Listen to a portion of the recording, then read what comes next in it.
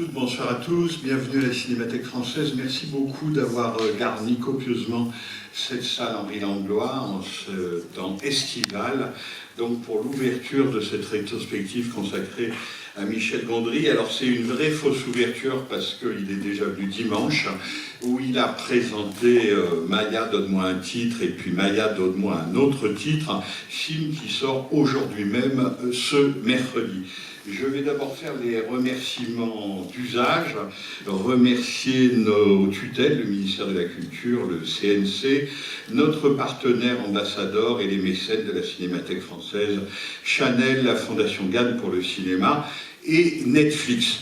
Une rétrospective Michel Gondry, c'est un grand bonheur, je dois dire, parce que depuis le temps que ça dure, eh bien, ça fait œuvre, comme on dit, c'est déjà une œuvre qui est marquée au sceau de la singularité et de la liberté. Et quand on regarde tous les films que Michel Gondry a fait, on se dit qu'une rétrospective pourrait presque s'appeler Les aventures de Michel Gondry, tellement l'œuvre est variée et tellement on a l'impression qu'au cours de toutes ces années, il n'a fait qu'éprouver sa liberté de cinéaste. Qu'est-ce qu'on peut faire dans tel système? Qu'est-ce qu'on peut faire en choisissant tel type de production, du cinéma commercial aux États-Unis ou en France, mais des films parfois qui sont totalement artisanaux, toujours très inventifs. Le moins qu'on puisse dire, c'est que Gondry n'a jamais fait deux fois le même film, mais qu'il est toujours en train d'essayer d'inventer quelque chose.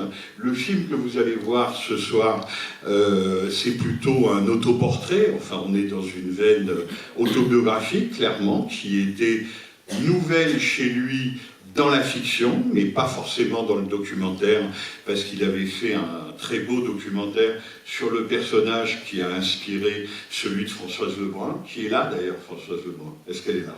Oui. Elle est là, voilà. Viens, on te voit. Voilà, vous pouvez applaudir Françoise Lebrun.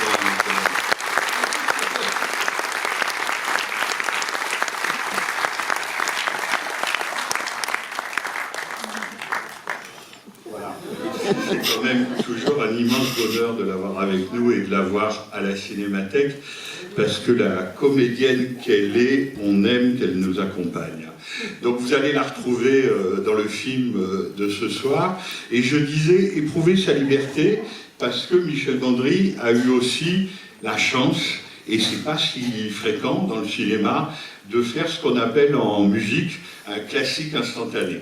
Alors le classique instantané, vous n'aurez pas de mal à deviner quel film c'est. Ça commence par Eternal Sunshine, et c'est vrai que c'est un film qui a 20 ans aujourd'hui, et qui est peut-être pour nous, spectateurs, cinéphiles, amateurs de son œuvre, celui qui a condensé à la fois son écriture cinématographique, son talent, et puis celui qui a été capable de parler de nos petites vies à tous, comme personne d'autre ne l'avait fait. Donc un classique, évidemment, on en parle tout le temps à son cinéaste. Alors, je me souviens que mon ami Agnès Varda en avait assez que je lui parle de Cléo de 5 à 7, c'était son classique à elle. Je revois Francis Ford Coppola me dire, vous savez, on me dit que je ne fais que des choirs depuis Le Parrain. Voilà. C'était son classique. Michel, évidemment, c'est Eternal Sunshine of Spotless Mind. On lui en parle sans arrêt, mais c'est vrai que la force du film reste entière, et à partir de ce film-là, il a fallu qu'il invente d'autres écritures, d'autres aventures, jusqu'à ce film et jusqu'à Maya, qui sort aujourd'hui. Avant de lui laisser la parole, avant de lui remettre un fauteuil d'honneur, on doit à peu près attaquer le 5e rang, donc ça bouge quand même, juste vous dire qu'il sera à la fin de cette projection, et Françoise Lebrun aussi, pour répondre à vos questions. Donc vous pouvez filer vers la ligne 14, pour une fois qu'elle marche, mais si vous restez, voilà, vous pourrez poser toutes les questions que vous voulez à Michel et à Françoise. Michel Gondry, accompagné de Françoise Lebrun.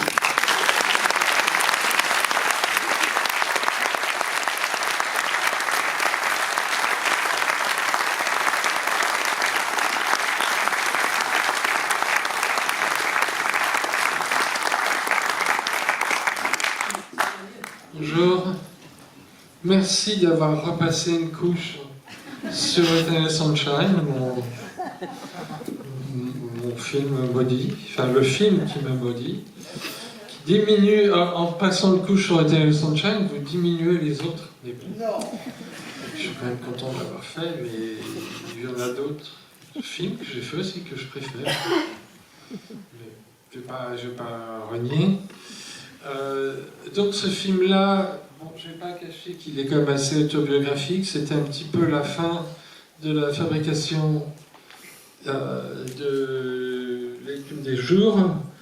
Et c'est vrai que ça n'a pas été facile pour moi et encore moins facile pour les gens qui m'entouraient, qui ont eu une patience qui a eu des limites, comme vous allez le voir.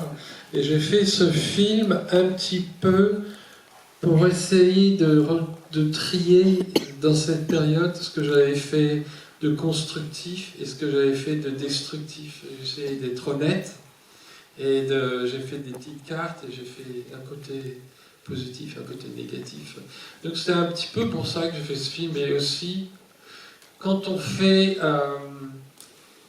on dit toujours qu'on fait un film pour exprimer des choses, mais parfois on veut faire un film, disons qu'on veut exprimer des choses, du coup on fait un film. Mais je pense que la réalité est moins romantique, c'est-à-dire qu'on veut faire un film, on ne sait pas quoi prendre comme sujet, et on prend soi, parce qu'on a tous les éléments, et on peut trouver une histoire dans ce qu'on a vécu, on connaît les motivations des personnages, on connaît leur personnalité, donc c'est plus facile d'une certaine manière. Et d'ailleurs, je pense que les peintres qui font des autoportraits, c'est toujours analysé comme étant...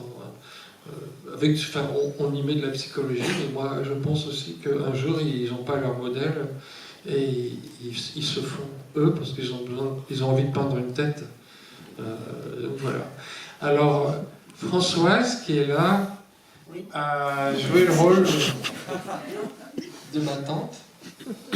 Et en fait, j'ai rencontré pas mal d'actrices, et il y en a beaucoup qui ressemblaient plus physiquement à ma tante, mais il n'y avait pas le fond que Françoise a, la sensibilité, et elle est très différente de ma tante, mais elle a quelque chose d'aussi fort, de naturel. Donc pour moi, c'était une évidence. Qu'est-ce que je peux dire pour vous donner la parole? Non, alors moi, je n'avais pas regardé le fameux film qui s'appelle L'épine dans le pied. Dans le cœur. Dans le cœur, pardon. J'aurais pas dû corriger. Non, c'est une journée un peu compliquée. Je viens de tourner à Reims toute la journée. J'arrive, il faut que je reprenne un peu ma tête. Donc je n'avais pas regardé. Je me suis dit, ça ne sert à rien de vouloir copier quelqu'un. Il faut repartir d'un texte et d'une rencontre. Et c'est ce qui s'est passé. Et puis, effectivement, j'ai l'impression, en tout cas, que ce film-là t'a fait beaucoup de bien. C'est vrai. J'ai réfléchi avant de répondre, parce qu'il faut que je ne peux pas dire c'est vrai comme ça. J'ai réfléchi vite en me disant que, par exemple, par rapport à l'écume des jours qui était avant, ça m'a fait beaucoup plus de bien. Donc ça m'a fait du bien. J'ai senti ça, en tout cas. Oui. Après, je me suis dit comme si j'avais posé un gros papier, enfin un fardeau, quelque part, avec... micro. Pardon? Ah, faut vous rapprocher du micro. En plus, oui. Bon, alors, non, je pensais que c'était un film qui était vraiment très important pour Michel, parce que c'est toujours compliqué, je pense, de jouer avec sa propre histoire et de la montrer. Et que là, le fait de l'avoir fait incarner imparfaitement ou mieux, enfin, j'en sais rien, ça c'est ses histoires, c'est pas les miennes, mais je pense que d'avoir remis en scène cette étape de sa vie, l'en avait libéré.